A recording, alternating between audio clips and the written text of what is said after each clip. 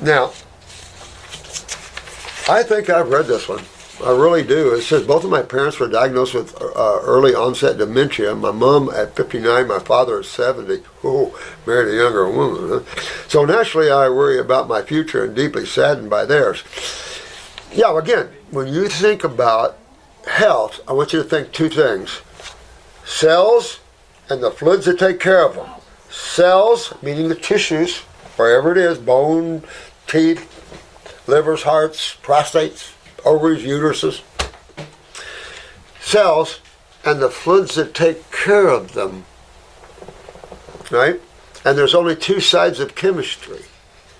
Chemistry in has to be electrolyte rich, alkaline, electric. Common sense, obviously, hydrating. Nobody's going to argue that one, are we? If you do, you're going to, where are you going to go with it? So that argument fits on acid-ash foods. And medical doctors don't understand acid-ash foods versus alkaline ash. Matter of fact, one medical doctor said, well, bicarbonate neutralizes everything anyway. There's no proof of that.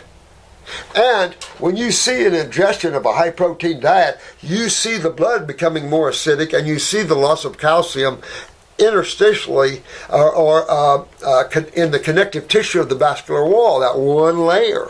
You see the loss of that. So you don't see bicarbonate neutralizing all the protein, acid, ash of that food. If you look at it, it's more for neutralizing hydrochloric acid as opposed to neutralizing phosphorus, nitrogen, things like that. So you're still getting an acid hit, bicarbonate or not. And they're fools when they think bicarbonate is the great neutralizer of everything. You don't see it when you look at health in people.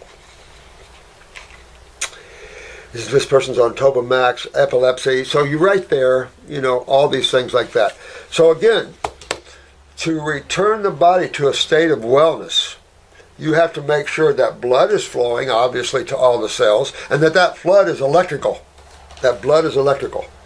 Well, to electrify the blood, then you have to consume electrical, right? So raw food is the key. Because no animal, again, cooks their food before they eat it. Raw is the key. No processing to it. Why would you process your food? You pick and eat. So then you definitely want to get on herbs for the brain and nervous system, and I would get the antispasmodic. I know I've talked about this case before, but still, it goes to all of you guys with seizures, epilepsy, anything like that, spasticity of any type. You want to get on the antispasmodic as a regular dose, then brain and nerve, circulation, then tear after all the inflammation. Tear after kidneys, adrenals, GI tract. I mean, really go after yourself. Or the people you're working on, Do it all together. So everything starts moving and breathing together within their bodies. So I know I've done this one, so I don't want to go again, but I know I've talked about this. But this is Sarah. And Sarah, all I can say, and again, fruits are antispasmodic. Raw vegetables can be antispasmodic. Remember, anything alkaline can be considered antispasmodic, anti-inflammatory. So that would mean the inflammatory side is the acid side. And of course, there you see it. And now what's on the acid side food-wise? Beans, grains, meats, pasteurized dairy products. Those four foods alone are the worst on the planet. So you want to get out of those things. You want to clean up the gut so you get better absorption.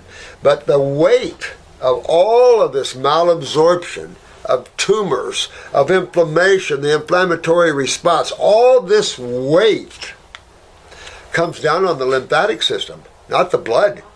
You've got to remember the blood, and this is like this urine guy's into the blood. Blood. You're reading too many A&P books and it was written wrong. You got to think about the lymphatic system, and that's a system no one thinks about. Well, when you understand that one, then where's the eliminative organs for that one? You're so smart. Tell me where the eliminative organs are for your lymphatic system. Oh, it's just a system that buffers blood proteins. That's what the International Society of Lymphologists think. Really stupid. stupid, stupid. And if you want to remain stupid, this world right now can't take too much more stupidity.